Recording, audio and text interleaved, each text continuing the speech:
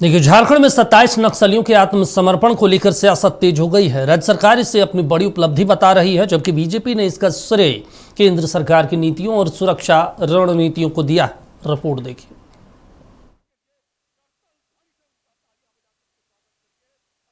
झारखंड में 27 नक्सलियों के आत्मसमर्पण के बाद सियासत तेज हो गई है। राज्य सरकार इसे अपनी बड़ी उपलब्धि बता रही है, वहीं बीजेपी इसका श्रेय केंद्र सरकार को दे रही है।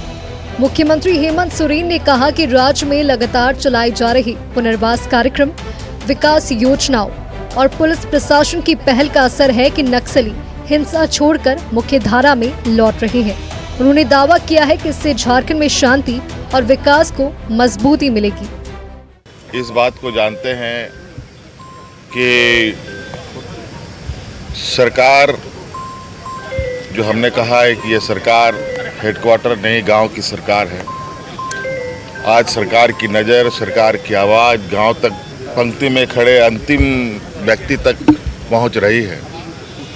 और निश्चित रूप से सरकार का बिल्कुल स्पष्ट सोच है कि हर व्यक्ति सरकार के साथ जुड़े, कोई भी ना छूटे। और आज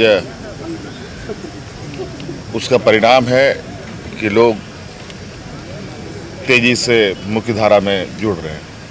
आज माननीय मुख्यमंत्री जी ने साबित कर दिया है, सबके लिए योजनाएं करके गांव-गांव में, जंगल-जंगल में हर एक के पास वो लाभ पहुंच रहा है। इसीलिए नक्सली सरेंडर कर रहे हैं, क्योंकि उनके परिवार को भी सरकार की मदद मिल रही है। तो इस तरह की योजनाओं का लाभ नक्सली परिवार भी उठा रहे हैं। इसीलिए उन्हें लग रहा है अब उनके आंदोलन का से अच्छा है कि वो अपने परिवार को लेकर सुख से रहे और झारखंड के विकास में साथ दे। बीजेपी ने सरकार के दावे पर सवाल उठाते हुए कहा कि नक्सलवाद के खिलाफ केंद्र सरकार की सख्त नीति, सुरक्षा बलों के अभियान और सरेंडर पुनर्वास योजना के कारण उग्रवादी संगठन कमजोर हुए हैं। पूर्व नेता प्रतिपक्ष अमर कुमार बावरी ने कहा कि केंद्र की रणनीति और लगातार दबाव के चलते नक्सली आत्मसमर्पण करने को मजबूर हो रहे हैं। हेमंत सोरेन सरकार जरूर अपना पीठ थपथपाए, लेकिन इनके शासनकाल में तो पकड़े हुए नक्सली भी छोड़ दिए जाते थे। हेमंत सरकार अपनी पीठ थपथपा रही है, उससे हमको कोई परहेज नहीं है। लेकिन समग्रता में अगर देखिए, जब भाई आप 2014 के बाद जब नरेंद्र भाई मोदी देश के प्रधानमंत्री मिले, तो नक्सली उग्रवादी जो समस्या थी वो कितनी भयावह थी। इसी झारखंड में एसपी की हत्या कर दी गई। आप दिन के उजाले में आप पलामू नहीं जा सकते थे, चतरा नहीं जा सकते, बगल के खूंटी सिमडेगा नहीं जा सकते थे। और इससे परिस्थिति में संपूर्ण उग्रवादी उन्मूलन के लिए एक सामूहिक रणनीति बनी केंद्र की, और राज्यों के साथ समन्वय स्थापित करके उस पर काम आरंभ किया गया।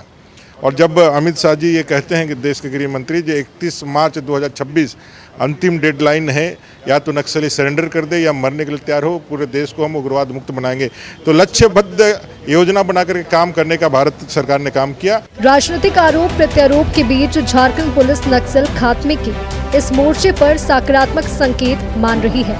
झारखंड की डीजीपी का कहना है कि यदि आत्मसमर्पण करने वाले नक्सलियों का सही पुनर्वास होता है तो इससे राज्य में हिंसा कम करने और प्रभावित इलाकों में विकास को गति देने में मदद मिल सकती है। आज झारखंड के लिए और झारखंड पुलिस के लिए यह एक अविस्मरणीय दिवस है, जहां हम लोग हमारे भटके हुए साथियों को, झारखंड वासियों को पुनः मुख्य धारा में स्वागत कर रहे हैं। आज स्वागत का दिन है, हर्ष का दिन है, एवं इसके साथ साथ जो बलिदान, जो अथक प्रयास एवं जो त्याग इसके पीछे रहा है, उसे भी याद करने का दिवस है। मैं आज यहाँ समर्पण करने वाले 27 साथियों को स्वागत करती हूँ। उनके परिवार को मैं दिलासा देना चाहती हूँ कि जिस तरह उन्हें स्वागत किया गया है, आगे भी हम लोग उनका ख्याल रखेंगे।